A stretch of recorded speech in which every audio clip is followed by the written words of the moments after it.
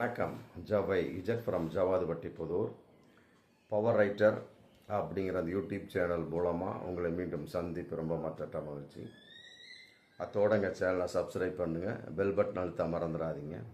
அத்தோட எல்லாத்துக்கும் ஷேர் பண்ணுங்க. அதாவது 2 தொகுதியில் போட்டிடுறார். திருச்சி கிழக்கு ஒன்று, பெரம்பூர் தொகுதி ஒன்று. நம்பிக்கை உள்ள ஆள் ஒரே தொகுதியில் போட்டியிட வேண்டியதானே? எதற்காக 2 தொகுதியில் போட்டியிட வேண்டும்? அதுக்கு ஒரு சில பேர் விளக்கம் கொடுப்பாங்க. எத்தனையோ பேர் விளக்கம் கொடுத்துருக்காங்க. ஜெயலலிதா அம்மையார் விளக்கம் கொடுத்துருக்குறாங்க. இதற்கு முன்ன ஏகப்பட்ட பேர் விளக்கம் கொடுத்துருக்குறாங்க. ஆனால் விஜய்கிட்ட எந்த ஒரு விளக்கமுமே கிடையாது. என்னப்பா, நான் 2 தொகுதியில் நிற்கிறேன், முடிஞ்சு போச்சு. சரி, என்ன காரணம்? ஒன்றுமே கிடையாது. அதே நேரத்தில் 8 வேட்பாளர்கள் அடங்கியது திருச்சி. அந்த 8 வேட்பாளர் எல்லாமே 8 தொகுதி கான்செப்டுமே எல்லாம் கூட வந்திருக்கிறாங்க. திருச்சி கிழக்கில் வேட்புமனு தாக்கல் பண்ணக்கூடிய சமயத்தில் இவர் தனக்குத்தானேவும் கேட்டுக்கல. விசிலுக்கு ஓட்டு போடுங்க, முடிஞ்சு போச்சு. மற்றபடி மற்ற வேட்பாளர்கள் அவர்களுக்கும் ஓட்டு போடுங்க, அவர்களுடைய பெயரை சொல்லி எதுவுமே கேட்கவே இல்லை. எல்லா வேட்பாளர்களும் முகத்தில் கரிய பூசின மாதிரி விஜய் போனவுன்னு அவங்களும் வீட்டுக்கு திரும்பி போயிட்டாங்க. ஒரு தலைவன் என்பவன் பிரச்சாரத்துக்கு அப்படின்னா பேர் படிக்கணும். இந்த தொகுதியில் இந்த வேட்பாளர், இந்த தொகுதியில் இந்த வேட்பாளர். மற்ற கட்சியை பார்த்தாவது காப்பி அடிக்க கூடாத அளவுக்கு கூட, அந்த அளவுக்கு கூட திராணி இல்லாத ஒரு தாவேக்கா அப்படின்னு தான் நம்ம சொல்ல முடியும். மற்ற கட்சியில் எப்படி பண்ணுறாங்க? ஒரு தலைவர் மேலே ஏறுவார், பின்னால் எத்தனை வேட்பாளர் நிற்கிறோம் அத்தனை நிற்க வச்சுட்டு வரிசையாக சொல்லுவார்.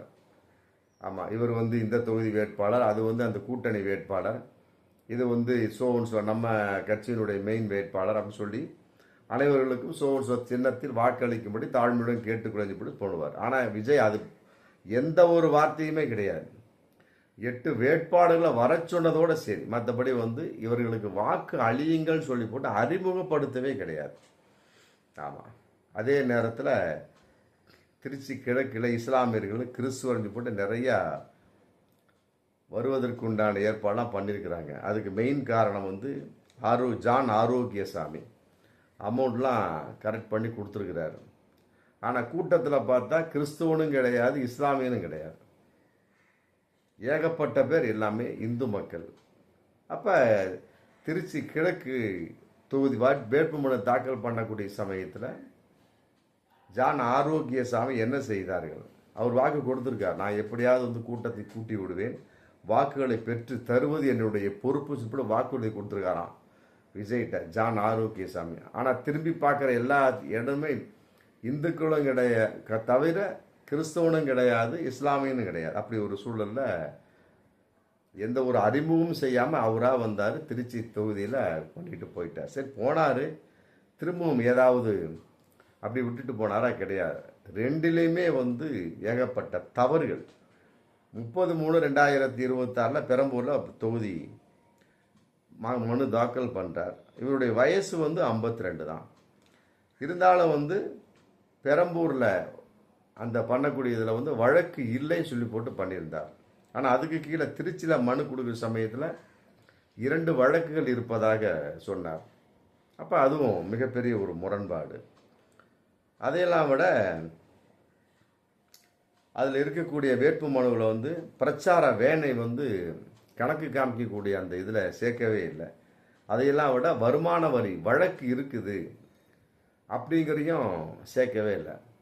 என்ன பண்ண முடியும்? திரும்பவும் மனு தாக்கல், ஒரு விஷயத்தை 2வது விட செய்யக்கூடிய அளவுக்கு விஜயனுடைய ஒரு நிலைப்பாடு வந்தாச்சு. மீண்டும் மனு தாக்கல், மீண்டும் மறுபடியும் மனு தாக்கலை பண்ணி அதை சரி செஞ்சுருக்கிறாங்க. ஒரு தலைவனுடைய விஷயமே இப்படி தான் இருக்குது. பரவாயில்லப்பா, தொண்டர்கள்லாம் நல்லா இருக்கிறாங்களா அப்படின்னா அதுவும் கிடையாது. தாவேக்காவை பொறுத்த வரைக்கும் தொண்டர்களை பொறுத்தும் இதை விட மோசம். திருச்சி லால்குடியில் கூப்பா கிருஷ்ணன் போட்டியிடுறார் தாவேக்கா சம்மந்தப்பட்ட வகையில். ஒரு குறிப்பிட்ட அளவு திருச்சி கிழக்கு வேட்புமனுக்கு தாக்கல் பண்ணுறதுக்கு விஜய் வந்த வகையில் ஒரு அமௌண்ட் கொடுத்தாரா என்னன்னு தெரில. மற்றபடி 50 லட்சம் ரூபாய் பதுக்கி இருப்பதாக தகவல் அதை வந்து கூப்பா கிருஷ்ணனுடைய சொந்தக்காரர் வீட்டில் வந்து பிடிச்சிருக்கிறாங்க பறக்கும் படை. ஒரு விஷயம் அப்படின்னா எவ்வாறு மறைப்பது, அதில் எவ்வாறு அரசியல் செய்வது, அது கூட தெரியாத அளவுக்கு இன்னைக்கு தாவேக்காவில் இருக்கிறா அப்படின்னா அப்புறம் இவர்கள் எல்லாம் வந்து பிற்காலத்தில் வெற்றி அடைந்து தமிழகத்துக்கு என்ன செய்ய முடியும் அப்படிங்கிற ஒரு கேள்வி இதில் இருக்கு. அதெல்லாம் விட போலூர் தொகுதி அதே மாதிரி அபிஷேக் போட்டிடுறாரு. வேட்புமனு மற்ற எல்லாத்தையும் தாக்கல் பண்ணிட்டு பேட்டி கொடுக்குறார். இளைஞர்கள்லாம் வந்து எனக்கு தான் ஓட்டு போடுவாங்க, ஏன்னா நானும் இளைஞர் தான் அப்படின்னு கூட சொல்கிறார். யார்? போலூர் தொகுதி தாவேகா வேட்பாளர் அபிஷேக் சொல்லிட்டு வருகின்ற 24ஆம் தேதி விசில் சின்னத்தில் வாக்களிங்கள் கூட சொல்லியிருக்கிறார். ஒரே சவுண்டு. எப்பா தேதி வந்து 23 ஏப்ரல் 23. ஆமாம் 23 சொல்லக்கூட நீ அப்பா 24ன்னு சொல்லி ஒரே சவுண்டு. அப்புறம் பிறகு அந்த அபிஷேக் தாவேகா வேட்பாளர் வந்து திருத்தி கொடுக்கிறார். அதுலேயும் வந்து மிகப்பெரிய ஒரு குளறுபடி. அதையெல்லாம் விட ஜெயலலிதா அம்மையாருக்கே ரூட்டு போட்டு கொடுத்தவர். ஆமாம் இந்தந்த இடத்துல இப்படியெல்லாம் செய்ய வேண்டும் அப்படி. யார்? KA செங்கோட்டையன். அவரு கோபியில் குள்ளம்பாளையத்தில் தேர்தல் பரப்புரையாக இருக்கிறாரு. அவர் பேசிக்கிட்டு இருக்கிற சமயத்தில் டக்குன்னு சொல்கிறார், ஏப்ரல் மாதம் ஆரம்பிச்சாச்சு, அது போயிட்டுருக்கு, 7 தேதிக்கு மேலே போயிட்டுருக்கு. அதெல்லாம் தெரியாமல் டக்குன்னு பேட்டி கொடுக்குறார். அடுத்த மாதம் 23ஆம் தேதி விசில் சின்னத்திற்கு வாக்களிங்கன்னு சொல்லி சொல்கிறார். அப்புறம் கூட்டத்தில் இருந்தவங்க அது அடுத்த மாதம் இல்லைங்க, ஏப்ரல் பிறந்தாச்சு, இந்த மாதம் தான் அப்படின்னு சொல்லி போட்டு திருத்தி கொடுக்குறார். ஆமாம் ஆமாம் உடனே தனக்கு தானே செங்கோட்டையன் வந்து திருத்திக்கிறார். ஆமாம் இந்த மாதம்ப்பா 23ஆம் தேதி அப்படின்னு போட்டு தன்னைத்தானே திருத்தி கொள்கிறார். அதே போல் தான் வில்லிவாக்கத்தில் ஆதவ் அர்ஜுனா பேசிக்கிட்டே இருக்கிறாரு. விசில் சின்னத்து வாக்களியும் கான்செப்ட் நடக்கக்கூடிய சமயத்தில் டக்குன்னு விடுதலை சிறுத்தைகளுக்கு வாக்களியுங்கன்னு போட்டு அவராக சொல்கிறார். அது என்ன நிலைப்பாடோ தெரியல. வில்லிவாக்கத்தில் போட்டியிடக்கூடிய ஆதவ் அர்ஜுனா விடுதலை சிறுத்தைகள் கட்சிக்கு ஓட்டு போடுங்கள் அப்படின்னு சொல்லிட்டு வாக்கு கேட்டிருக்காரு. அப்படின்னா அப்புறம் அவருடைய நிலைப்பாடு எப்படி இருக்கும் அப்படிங்கிறத நம்ம பார்க்கக்கூடிய சொல்ல. எல்லாமே தாவேகாவினுடைய தரிகடதும் தடுமாற்றங்கள், ஒரு அனுபவமின்மை. அதே மாதிரி திருவள்ளூர் தெற்கு மாவட்டத்தில் பிரகாசம் என்ற மாவட்ட செயலாளர் பிரகாசம் என்ற குட்டி, அவர் சம்பந்தப்பட்டது 6 வழக்குகள் பதிவு செஞ்சாச்சு. சங்கீதா கணவன் பேர் மணிகண்டன் சங்கீதாவை பாலியல் வன்கொடுமை செய்தார் அப்படின்னு சொல்லிட்டு அந்த அம்மா கம்ப்ளைண்ட் கொடுத்துட்டாங்க போலீஸில். உடனே இவர் என்ன பண்ணிட்டார்? முன் ஜாமீன் வாங்கிட்டார். அந்த முன் ஜாமீன் கூடாது அப்படின்னு சொல்லிட்டு மீண்டும் இந்த அம்மா வந்து கோர்ட்டில் கேஸ் போட்டிருக்காங்க. முன் ஜாமீனை ரத்து செய்ய வேண்டும் அப்படின்னு. மிகப்பெரிய ஒரு லடாயா, மிகப்பெரிய பிரச்சனையா திருவள்ளூர் தெற்கு மாவட்ட செயலர் பிரகாசம் என்ற குட்டிக்கு வந்திருக்கு. பூந்தமல்லியில் வேட்பாளராக தாவேகா வேட்பாளராக நிற்கிறார். அதையெல்லாம் விட அந்த பிரகாசம் என்ற குட்டி வேட்பு மனு வந்து எழுதிட்டு அது எப்படி தன்னுடைய கையில் தான் கொடுக்கணும், அது பிறர் கையில் கொடுத்து தாக்கல் பண்ண சொல்கிறார். உடனே வந்து தேர்தல் அலுவலகர் என்ன பண்ணுறாரு, ஏங்க யாருங்க வேட்பாளர்? நான் தான். நீங்கள் தாங்க கையில் கொடுங்க, இவர் கையில் ஏங்க கொடுத்து அனுப்பிச்சிங்க அப்படின்னு சொல்லிட்டு கூப்பிட்டு பக்கத்தில் நிற்க வச்சு அவர் கையில் வாங்கி அனுப்பியிருக்கிறாங்க. வேட்பு மனுவை நம்ம பண்ணுறோம், அதை நம்ம தான் கொடுக்கணும் அப்படிங்கிறது கூட தெரியாத அளவுக்கு இன்றைக்கி தாவேகாவுக்குள்ள ஏகப்பட்ட தடுமாற்றங்கள். இந்த அளவுக்கு தாவேகா வேட்பாளர்களுடைய நிலைமை இருக்கிறது. விஜயே அந்த அளவுக்கு இருக்கக்கூடிய சமயத்தில் குளறுபடியாக மீண்டும் மனு தாக்கல் பண்ணக்கூடிய அளவுக்கு இருக்கக்கூடிய சமயத்தில் அப்புறம் தொண்டர்கள் எவ்வாறு இருப்பார்கள் அப்படிங்கிறத நம்ம பார்க்கக்கூடிய சூழல். அதே மாதிரி தூத்துக்குடி தாவேகா வேட்பாளர் நடிகர் அவர் வந்து ஸ்ரீநாத், அவர் வேட்புமனு தாக்கல் பண்ணக்கூடிய சமயத்தில் போயிருக்கிறாங்க. சில தஸ்தாவேஜுலாம் கேட்டிருக்காங்க, இவெல்லாம் எடுத்துகிட்டு போகவே இல்லை.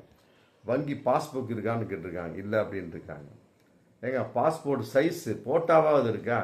அதுவும் இல்லை. வாக்காளர் அடையாள அட்டை எதுவுமே இல்லை.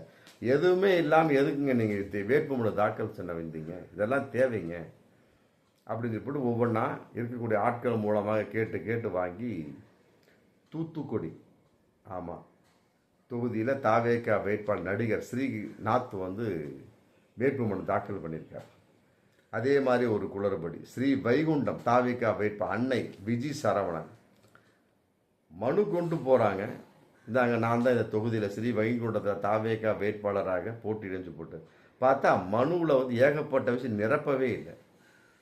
உடனே அலுவலக அதிகாரி சத்தம் போட்டிருக்காங்க, ஏங்க இன்னும் 5 நிமிஷம் தான் இருக்குது 3 மணிக்கு, பார்க்கக்கூடிய சமயத்தில் ஏகப்பட்ட கட்டணத்தை விட்டுருக்குறீங்க, இதில் ஏகப்பட்டது உங்களுக்கு ஃபிட் பண்ணி மற்றபடி வந்து எழுதணுமே, ஃபுல் பண்ணணுமே, இன்னும் 5 நிமிஷம் தானே இருக்குது அப்படின்ன உடனே அந்த அன்னை விஜி சரவணன் அந்தம்மா வேட்பாளர் என்ன பண்ணுங்க முழிச்சிருக்கிறாங்க. சரி நீங்கள் இப்போ ஒரு 5 நிமிஷத்துக்கு இதெல்லாம் ஃபுல் பண்ணுறதுக்கு ஃபார்மை ஃபுல் பண்ண ஒன்றும் அரை மணி நேரத்துக்கு மேலே ஆகிடும், நீங்கள் வந்து போயிட்டு திங்கக்கிழமை வாங்கன்னு சொல்லிட்டு அனுப்பிச்சிட்டாங்க. வேட்பு மனுவை ஃபுல் பண்ணவே இல்லை. அந்த மாதிரிலாம் ஒரு நிலைமை தாவேக்கால இருக்குது. அதே மாதிரி ஒரு நிலைமை திருவாரூர் தாவேக்கா தொகுதி வேட்பாளர் வீரமணி வேட்புமனு தாக்கலோட போயிருக்கிறாரு. போய் பார்த்தோம்னா அங்கே உறுதிமொழி பத்திரமே இல்லை. வேட்புமனு தாக்கல் கொடுத்தோடனே எல்லாம் முடிஞ்சிருப்பா, உறுதிமொழி பத்திரம், என்ன சொத்து வச்சு, என்ன சமாச்சாரம், அப்புறம் டெபாசிட் தொகை கட்டிட்டீங்களா, இல்லைங்க, டெபாசிட் தொகை கொண்டு வரல. யார்? திருவாரூரை திருவாத்தானா தெரியல, திருவாரூர் தாவேகா வேட்பாளர் வீரமணி டெபாசிட் தொகை கொண்டு வராமல், உறுதிமொழி பத்திரத்தை எடுத்துகிட்டு வராமல் வேட்புமனு மட்டும் கொண்டு வந்து எப்படி ஏற்றுக்கொள்வாங்க? அதே மாதிரி இந்த அவினாசி தொகுதியில் கமலி அப்படிங்கிறவர் தாவேகா சார்பாக போட்டியிடுறார். அவர் நேராக வந்திருக்கிறார். வந்த உடனே நான் தான் வேட்பாளராக போட்டியிடுறேங்க தாவேகா சார்பாக. எங்கெங்க வேட்பு மனுன்னு கேட்டிருக்காங்க. வேட்பு மனுவே கொண்டு வரல. யார்? அவினாசி தொகுதி தாவேகா வேட்பாளர் கமலி. இது இருக்கு, எல்லாத்த விட இது சரியான கூத்து இல்லை. வேட்பு மனுவையே ஃபுல் பண்ணிட்டு வீட்டில் வச்சுட்டு கைவீசு நேராக இது அதிகாரிகிட்ட வந்து முன்னால் நின்று நான் தான் தாவேகா வேட்பாளர் வேட்புமனு தாக்கல் பண்ணோம்னா தாக்கல் பண்ணுற ஓகே, உன்னுடைய மனு எங்கே, என்ன எழுதுன, என்ன சமாச்சாரம், நீ யார், என்ன விவரம் பேன்னு பார்த்தா வேட்பு மனுவை எடுத்துகிட்டு வராமல் கைவீசுன்னு அவினாசி தொகுதி தாவேகா வேட்பாளர் கமலி வந்திருக்கிறார். அவன் இந்த மாதிரி ஏகப்பட்ட தடுமாற்றங்கள், குளறுபடிகள், வேட்பு மனுவை ஃபுல்லப் பண்ணல, டெபாசிட் தொகை கொண்டு வரல, பாஸ்புக்கு கொண்டு வரல, வேட்பு மனுவையே கொண்டு வரல. ஆமாம், இந்த மாதிரி ஒரு கட்சிகள்லாம் வந்து நாளைக்கு ஆட்சிக்கு வந்தால் தமிழ்நாடு எப்படி இருக்கும்? தொண்டர்கள் இதுக்கு முதல்ல சொன்னது தலைவர் விஜயிலே வந்து ஏகப்பட்டதை ஃபுல் பண்ணாமல் வருமான சான்று சம்மந்தப்பட்ட வழக்கு இருக்கு, அது பண்ணல, பிரச்சாரம் வேணை வந்து சொத்து வகையில் குறிக்கல, புரியுதுங்களா, 8 வேட்பாளர்களோட நின்று ஒரு வார்த்தை கூட பேசலை, புரிஞ்சா, இதெல்லாம் ஏகப்பட்டது. ஆமாம், திரும்பவும் மனு தாக்கல் பண்ணக்கூடிய அளவுக்கு தாவேகா தொண்டர்கள் இருக்கிறாங்க, தாவேகா தலைவரே இருக்கிறாருன்னா அப்புறம் இந்த மாதிரி நபர்களெல்லாம் வந்து போட்டு சீட்டில் உட்கார வச்சோம்னா தமிழகம் தாங்குமா? ஒன்றுக்கு விளங்காமல் போயிடும். அனுபவம் இல்லை. பார்ப்போம் மீண்டும் அடுத்த வீடியோ. நன்றி.